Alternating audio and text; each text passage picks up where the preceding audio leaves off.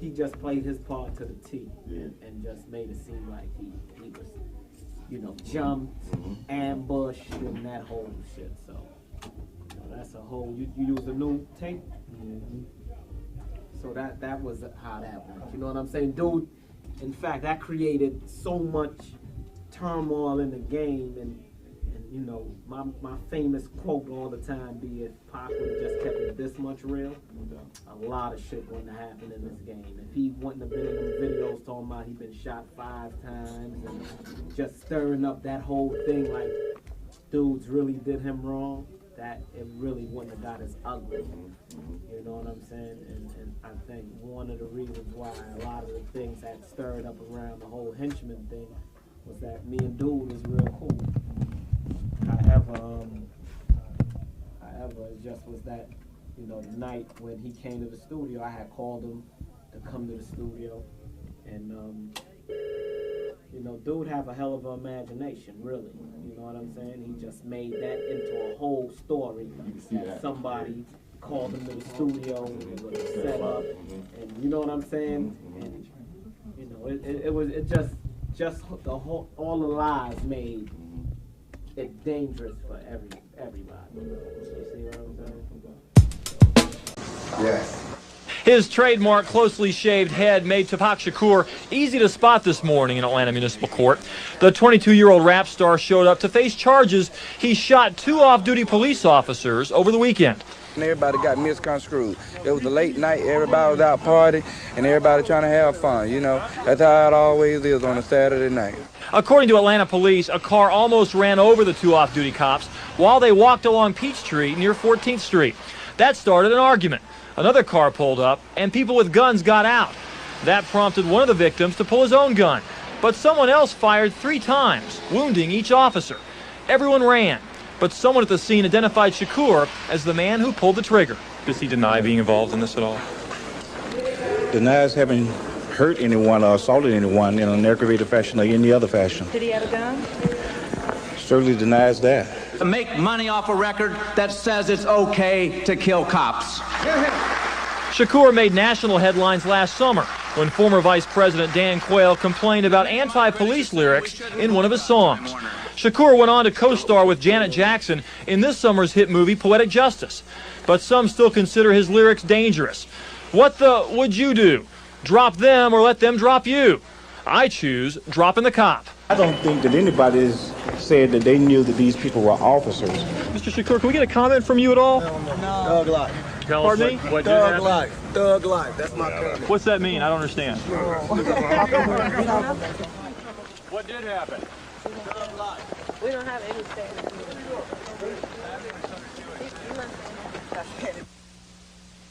After his attorney entered a plea of not guilty to 2 counts of aggravated assault in connection to the shooting of 2 off-duty police officers last month, a preliminary hearing was held. Shakur looked on as one witness, Edward Fields, told the court he saw a profile of a man who looked like Shakur fire a shot from a Mercedes at Clayton County Police Officer Mark Whitwell. You see him in court today? All right, would you point him out for the record? All right, would you let the record reflect, please, that the witness, Mr. Fields, has identified Tupac Shakur as that man? Fields says he later described the man as Tupac Shakur, but under cross-examination, he admitted it was dark on that Halloween night when the shooting incident occurred. Scott Whitwell told the court he saw his brother Mark with a gun, but he did not see him fire it. Scott admitted it was a gun he had taken from the Henry County property room. This was a weapon which he had no right to have. It's Henry County narcotics weapon, sir. A weapon he seized that was supposed to be in the property room, sir. No, sir, a weapon that I seized from a case that had been disclosed. A witness told police that Shakur fired at the officers. 3 casings from a 9mm weapon were found on the scene. Shakur starred in the movie Poetic Justice with singer Janet Jackson and in the 1992 movie Juice. Shirley Washington, Channel 5 Eyewitness News. The prosecutor was talking about. Well, one of the traditional tactics of the prosecution, when they want to set up a foundation for increasing the amount of bail, or when they want to set up a basis for asserting that the order of protection should be considered violated, is to indicate to the court that anonymous threats have been made to the alleged victim in the case. This is a tactic that's been used over and over again by prosecutors in cases like this, especially where you have an alleged sex victim. And so it didn't surprise us that the prosecutor in this case would indicate to the court that anonymous threats had been made allegedly to the alleged victim. Did you know of any threats? Were made up? We don't know about any anonymous threats. We have no knowledge of any anonymous threats. Our clients have been out of town. They have been involved in their own careers. All I'm saying is that to us, it is a fiction and a fantasy of Robert Morgenthau for purposes of giving some credibility to an otherwise case that lacks total credibility. And it is a cheap attempt to give life to either get the judge to consider that the order of protection should be violated or to increase the bail. You know, the significant point here, and it was certainly touched on by the judge in this case, is that in fact, without any identification of those individuals who allegedly made the threats, the assertions that threats were made and the tie-in to our clients is absolutely worthless and the pinnacle of speculation. What about the... Tupac, you think this is a bum rap? Instead of the hearing on the bail issue. All right, I'll set a hearing. If you want to bring a motion to reduce bail, is that your? Yes, sir. All right, I'll set it up for May 25th, 1994 at 9 a.m. in Division 75. Your Honor, I may be in trial that day. Is there any way you can set it for sooner than that? Because that is probation violation. What is your birthday? We'll be back on. All right, make it the 20th. Thank you. You got him? Where? The thing around his head, scarf around his head. No. In the back.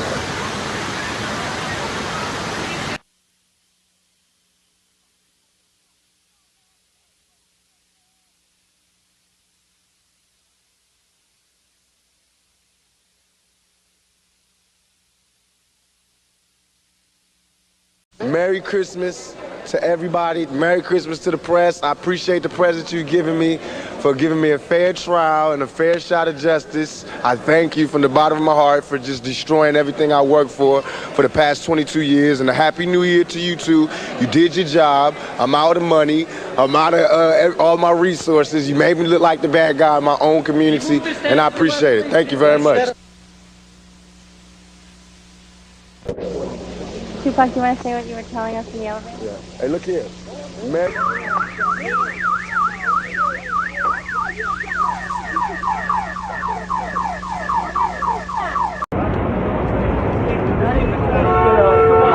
Get back. Get back. Open up, please. Open up, please. Coming through. Excuse us.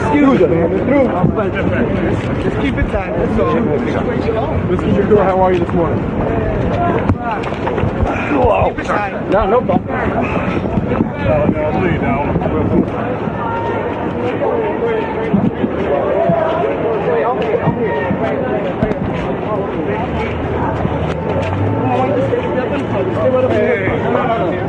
This way. Right here. Come on. Come on.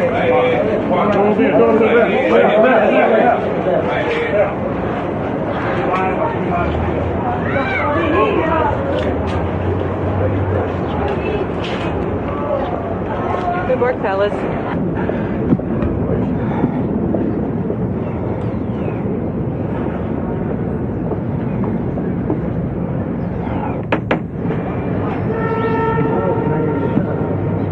This is so stupid.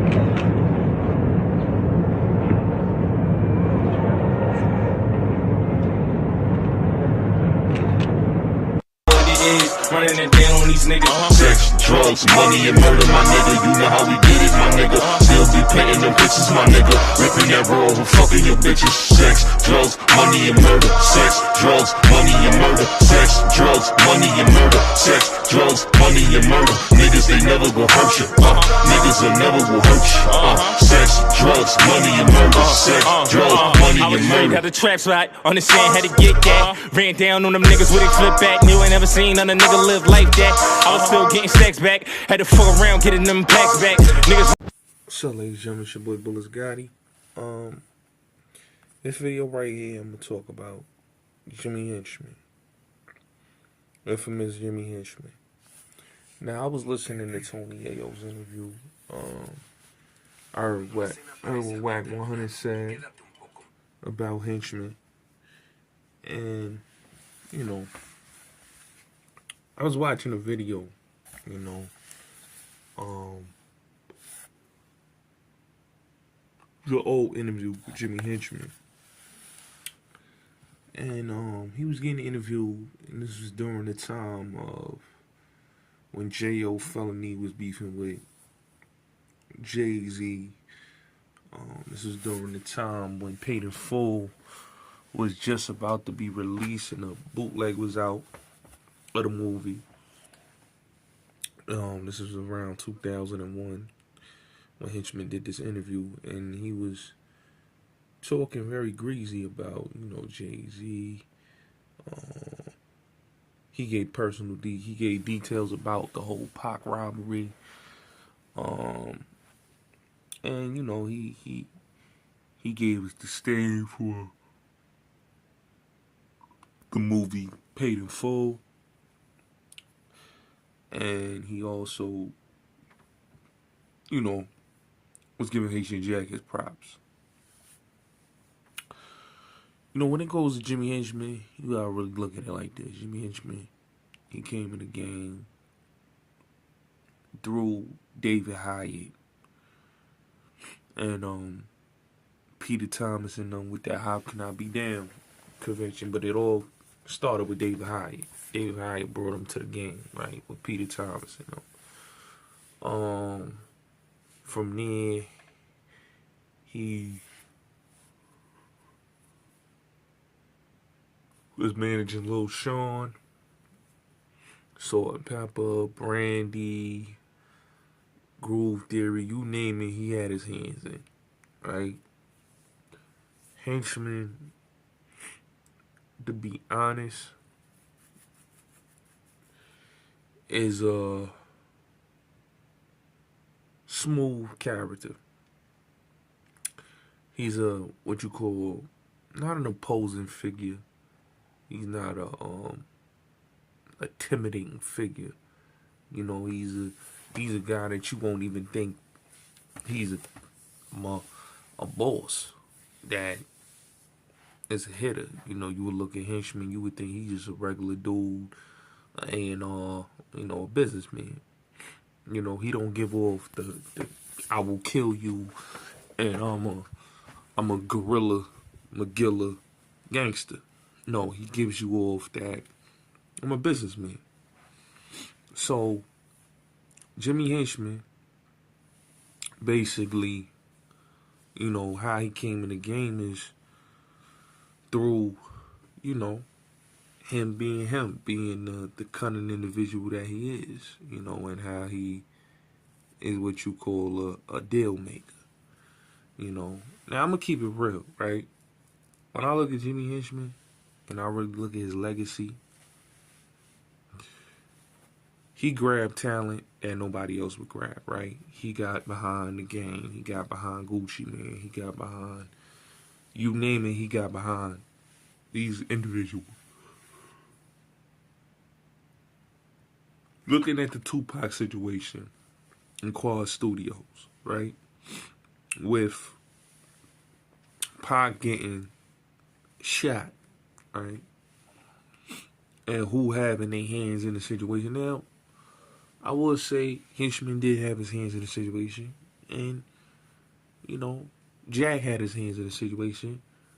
And, you know, Lil Sean also had his hands in the situation. See, if you listen to the interview that Henchman did in 2001, and it's on YouTube, if you listen to the interview closely, you will hear Henchman basically breaking down the situation. Telling you that Pac overreacted, telling you that, not giving you the full details of what happened, but giving you tidbits of details of what happened. And you know, Pac wasn't going for the extortion game that Henchman and Jack was doing.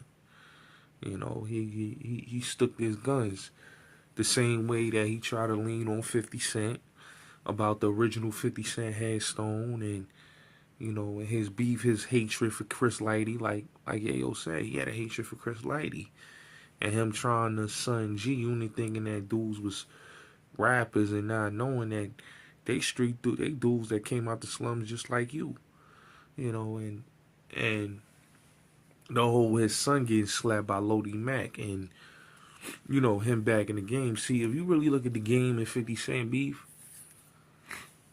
he played the same East-West beef situation with J.O. Felony and Jay-Z.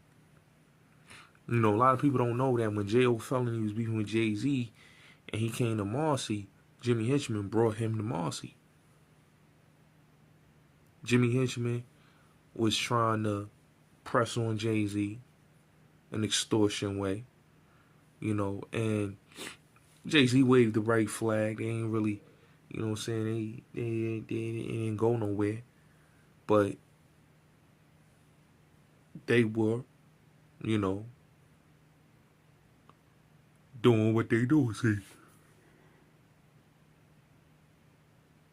the beef started with Jay.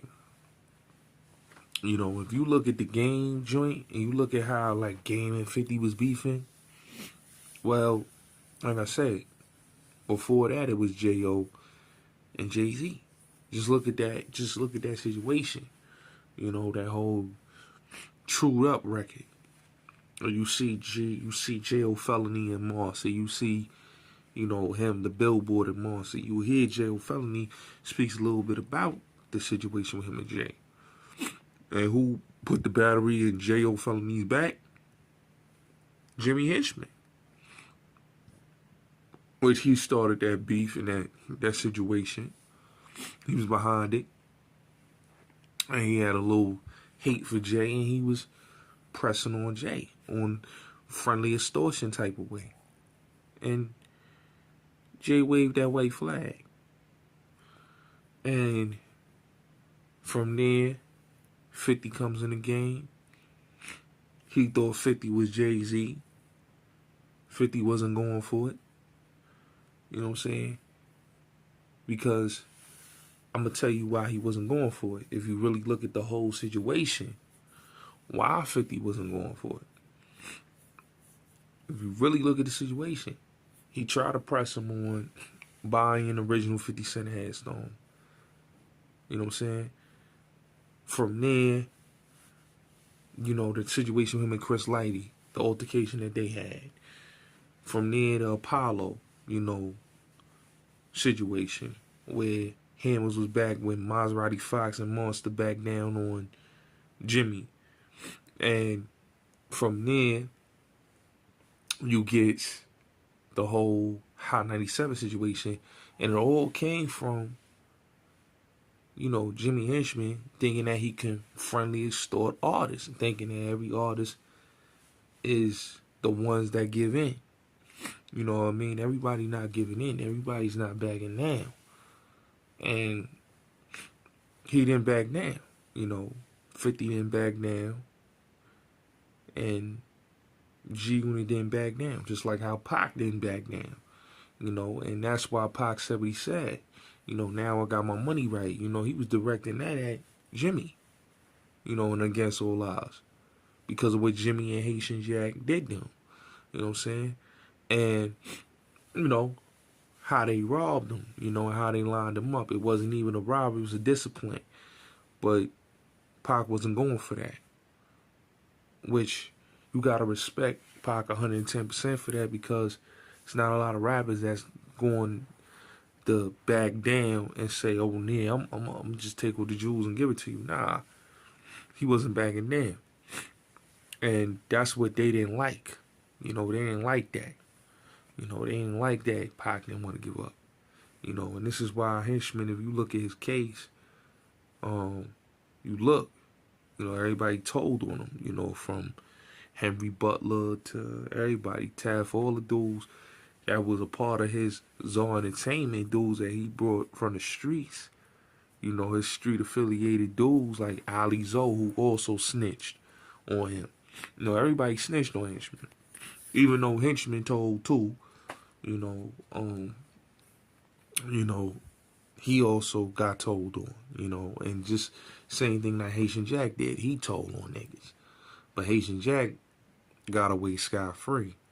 You know, whereas Henchman, they wasn't gonna let him get away, you know. And to really keep it real, Treetop Tool is Henchman, you know, is a great businessman.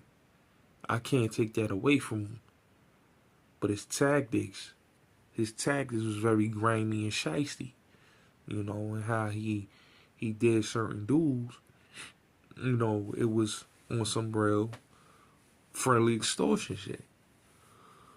You know, all these dudes, you know, when Suge went to Cali, you know how he got the drop on Suge at the Kanye party is that, you know, Suge really wasn't paying son no mind. Not thinking that son gonna sneak him and he gonna get hit. You know what I'm saying? Because he ran down on Henchman with the goons. You know what I'm saying? With Big U saving him from the goons. You know, it was just Henchman and Shorty that was with him. You know what I'm saying? Suge came in deep. You know what I'm saying? When Pac came to New York, a lot of people don't understand. Henchman and Jack, them niggas wasn't pulling up. Because when Pac came to New York, who was Pac running with? Preem. You know what I'm saying? Preem put the word out. And niggas backed off. That's why when Pac came to New York, ain't nothing happened to Pac. He came there with his nuts hanging and, you know, he was ready for war. You know what I'm saying? It's just sadly that he got murdered in Cali. He got murdered out there in Vegas. Saying Cali, he got murdered in Vegas, and that's what happened. But to really look at the situation, you know, it was real smoke out there. It was real smoke and it was real drama. You know, and that's what a lot of people don't understand, that it was real drama and smoke at them times. You know, for dudes. But yeah, it is what it is, man. You gotta look at how it is, man, and it's crazy. But salute. It's your boy Bullets Guy.